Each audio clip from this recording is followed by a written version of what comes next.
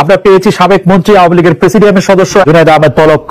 আপনাকে আমাদের অনুষ্ঠানে স্বাগত জানাই। আমাদের সাথে আরো থাকছেন ডক্টর মোহাম্মদ ইউনুস। ডক্টর মোহাম্মদ ইউনুস, আপনাকে আমাদের অনুষ্ঠানে স্বাগত জানাই। আমার একজন ভারতীয় সাংবাদিক বন্ধু আমাকে বলেছেন যে শেখ হাসিনার পার্লামেন্ট নাকি এখন শেখ হাসিনার ক্যাবিনেট সদস্যরা কি সত্যি এখন দিল্লিতে? বলো। আমাদের যদি কোনো ভুল হয়, অপরাধ হয়, তাহলে সেই ভুলের শাস্তি বা সংশোধনের সুযোগ আপনারা আমাদেরকে দিবেন, কিন্তু মাননীয় প্রধানমন্ত্রী জননেত্রী শেখ হাসিনাকে দয়া করে আপনারা ভুল বুঝবেন না।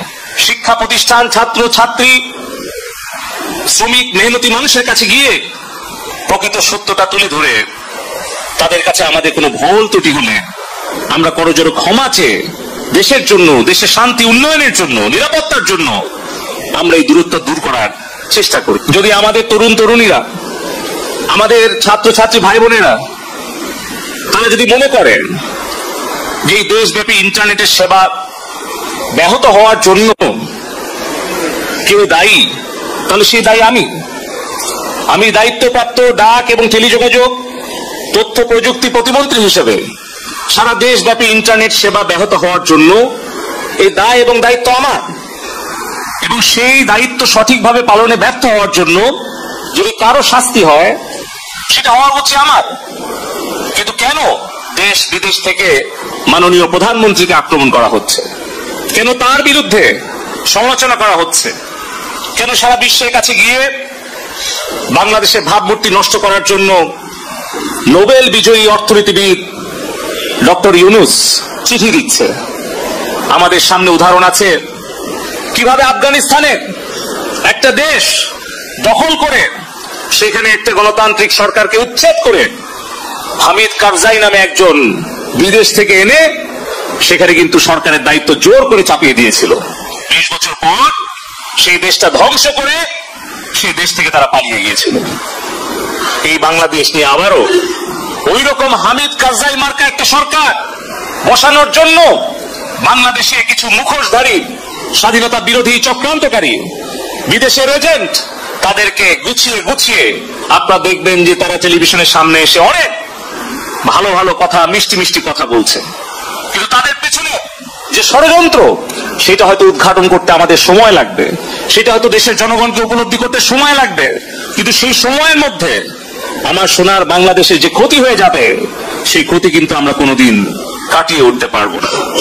সে কারণেই বলতে চাই, আমাদের দেশের যে রাষ্ট্রীয় সম্পদ ক্ষতিগ্রস্ত হয়েছে, জননেত্রী শেখ হাসিনা বলেছেন যে এই দেশের সম্পদ জনগণের সম্পদ। এই Bangladesh elevated expressway, metro rail, আমাদের স্বপ্নে পদ্মা সেতু, ডিজিটাল বাংলাদেশের যা কিছু অর্জন, এই সব কিছু কিন্তু জনগণের কষ্টার্জিত ট্যাক্সের পয়সা দিয়ে হয়েছে। প্রবাসে আমাদের 1 কোটি কর্মী ভাই বোনদের রেমিটেন্সের পয়সা দিয়ে হয়েছে। কিন্তু আজকে এই যে হাজার হাজার কোটি টাকার সম্পদের ক্ষতি যারা করছে তারা নিশ্চয়ই বাংলাদেশে ভালো চাইতে পারে না।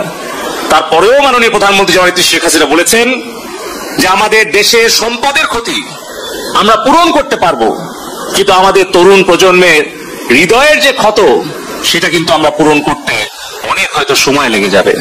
সে কারণে আমি বলতে চাই, আমাদের কারো যদি দায়িত্বে কর্তব্যে অবহেলার কারণে, আমাদের ব্যর্থতার কারণে যদি আমাদের তরুণ প্রজন্ম আমাদেরকে ভুল বুঝে আমাদের প্রতি ক্ষুব্ধ হয়, তাহলে সেই দোষের শাস্তি আমরা পাই।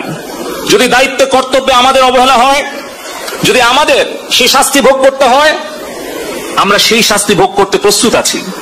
যে কোনো সিদ্ধান্ত মাথা পেতে নিতে রাজি আছি, কিন্তু আমাদের কষ্ট হয় যখন আমাদের কোনো ভুল বা আমাদের কোনো ব্যর্থতার কারণে আমাদের প্রাণপ্রিয় নেত্রী জননেত্রী শেখ হাসিনাকে দোষারোপ করা হয়, তার বিরুদ্ধে সমালোচনা এবং ষড়যন্ত্র করা হয়। সে কারণে আমি আবারও বলবো, আমাদের দেশের 5 কোটি ছাত্রছাত্রী ভাই বোনেরা আছে, আমাদের যদি কোনো ভুল হয়, অপরাধ হয়, তাহলে সেই ভুলের শাস্তি বা সংশোধনের সুযোগ আপনারা আমাদেরকে দিবেন। আপনাকে অনেক ধন্যবাদ, আপনি আমাদেরকে সময় দিয়েছেন। আমি সরাসরি প্রশ্নে চলে আসি। শেখ হাসিনা স্পষ্টতই আপনাকে অপছন্দ করেন, অনেক কিছুর জন্য আপনাকে দায়ী করেন, পদ্মা সেতু এবং এই সেই। এর কারণ কি বলে আপনি মনে করেন? আপনাকে কি তিনি তার প্রতিদ্বন্দ্বী মনে করেন, নাকি সত্যি তার কাছে এমন কোন তথ্য রয়েছে যে আপনার বিশাল কোন রাজনৈতিক অভিলাষ রয়েছে, আপনি কি রাজনৈতিক ভাবে তার প্রতিদ্বন্দ্বী হয়ে উঠছেন বলে তিনি আপনাকে অপছন্দ করছেন, না কি কারণে, আপনার কি মনে হয়?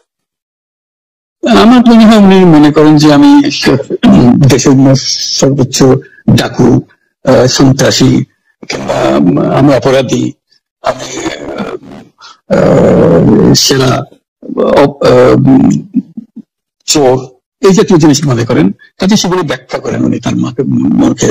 উনি বলেন যে আমি সুদখোর, আমি ঘুষখোর, আমি সব এমন সব কটু শব্দ ব্যবহার করেন যাতে মনে হয় যে আমার সম্বন্ধে তার ধারণা খুবই খারাপ। কিন্তু এইটা তো এইরকম ছিল না। আমরা দেখেছি যে 96 থেকে 2001 সাল পর্যন্ত নানাভাবে এই সরকারি বা আওয়ামী লীগ সরকারি আপনার সাথে, বা আপনি আওয়ামী লীগ সরকারের সাথে একসাথে কাজ করতে কোনো সমস্যা হয়নি। আপনি এইটার জায়গাটা কি, একটু ব্যাকগ্রাউন্ডটা কি আমাদের একটু বলা যাবে, যে আপনার কাছে কি মনে হয় কেন এই শত্রুতার বা কেন এই অপছন্দের বিষয়টা একটু সৃষ্টি হলো বা তৈরি হলো? যেই হোক, এটা আমার তরফ থেকে হয়নি। আমি তাকে যথাযথ শ্রদ্ধা করে নিয়ে গেছিলাম আমাদের মাইক্রোক্রেডিট সামিটে ওয়াশিংটন ডিসিতে। আমাদের প্রধান অতিথি করে নিয়ে গেছি, সবাই সম্মান করেছে। কারণ এই মাইক্রোক্রেডিটটা তখন পৃথিবীর সামনে আসছে, বড় আকারে আসছে, এবং এটা বাংলাদেশের অবদান হিসেবে সবাই স্বীকৃতি দিচ্ছে।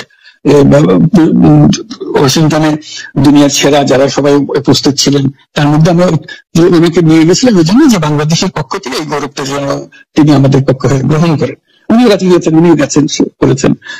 কাজে এটা স্বাভাবিকভাবে এই সম্পর্ক থেকে যাওয়ার কথা ছিল, কিন্তু কি কারণে এটা ঘাটতি হতে আরম্ভ করলে বুঝতে পারলাম না। কিছুদিন পর থেকেই ওনার আচরণ এবং তার শব্দ পরিবর্তন হতে আরম্ভ করলো। এমন পরিবর্তন হলো এখন আমাকে চোখ বদমাইশ ছাড়া আর কোনো বিষয় উনি মনে করেন বলে মনে হয় না আমার কাছে। কথা বলাটা একটু বিব্রতকরই, কিন্তু কেউ কেউ এটা বলে থাকেন যে বিশেষ করে যে 2007 সালে যে 111 সরকার আমরা যাকে বলি, তাদের যে বিরাজনীতিকরণের একটি চেষ্টা, সেই চেষ্টার মধ্যে আপনার অংশগ্রহণ আছে কিনা। যদিও বারবার বলা হয় যে আপনি আসলে সেই ক্ষমতাটা দখল করতে চেয়েছিলেন, অথচ আমরা উল্টা শুনেছি, আপনার মুখেও শুনেছি, যারা ওই সময় কৌশলক ছিলেন তাদের মুখেও শুনেছি যে আপনাকে আসলে অফার করা হলো, আপনি সেটি ফিরিয়ে দিয়েছিলেন। কিন্তু কেউ কেউ বলে থাকেন আপনি এটা লম্বা সময়ের জন্য চেয়েছিলেন। এইটি কি এটা কোনো কারণ হতে পারে? এই ব্যাপারটি কি আমাদের দর্শকদের জন্য মানে বা ইয়েদের জন্য একটু আপনি পরিষ্কার করবেন যে আপনি আসলে রাষ্ট্রের সর্বোচ্চ ক্ষমতায় বা রাজনীতির জায়গায়, দেশ পরিচালনায়, সেগুলিতে আপনি আসলে আসতে চেয়েছিলেন কিনা, চান কিনা, বা ওই জায়গা থেকে? যদি চাইতাম তখন যখন মিলিটারি আমার বাসায় এসে বসে রইল সারা রাত আমাকে রাজি করানোর জন্য, আমি তো মুখে নিতাম। রাজি করানোর জন্য বসে থাকতে হবে কেন? আমি যদি ক্ষমতায় চাইতাম বলে আজ চলেন চলেন, কি করতে, কি কোন জামাটা করতে হবে দেখিয়ে দেন, এখন যাচ্ছি। আমি তো সেটা করিনি, তাদের সাথে তর্ক করেছি, সারা রাত ধরে তর্ক করেছি যে না ভাই আমাকে দিয়ে না, আমি এই কাজের উপযুক্ত না, আপনারা অন্য লক্ষ্য যান। তারা আমার উপরে মন ঠিক করে ফেলেছে আমাকে দিতে হবে। আমি বারে বারে বলতেছি তাদেরকে, তারা নিরাশ হয়ে ফিরে গেল, বললো যে সকালবেলা আবার আসবো, সকালবেলায় আসলে তখন আপনি আমাদেরকে বললেন যে কাজে যাচ্ছেন। আমি বলছি না, সকালবেলা আসলে একই কথা পাবেন। কারণ আমি তো এটা এমন কিছু না যে মনের মধ্যে সন্দেহ রেখে দ্বন্দ্ব রেখে আপনাদেরকে বলছি, অত্যন্ত পরিষ্কার ভাবে আপনাদের কাছে বলছি। এই কাজে তা না হলে তো আমি সঙ্গে সঙ্গে রাজি হয়ে যেতাম। কে ছাড়া আপনাকে দেশের সরকারের প্রধান হওয়ার জন্য আহ্বান জানাচ্ছে, বাংলাদেশে এরকম কয়জন মানুষ আছে বলা যায় আমি এই দায়িত্ব গ্রহণ করবো না? আমি তো করলাম সেটা। এখন আমার নামে বলা হচ্ছে 10 বছর ছিল, তবে বছর নিয়ে প্রশ্ন উঠে না।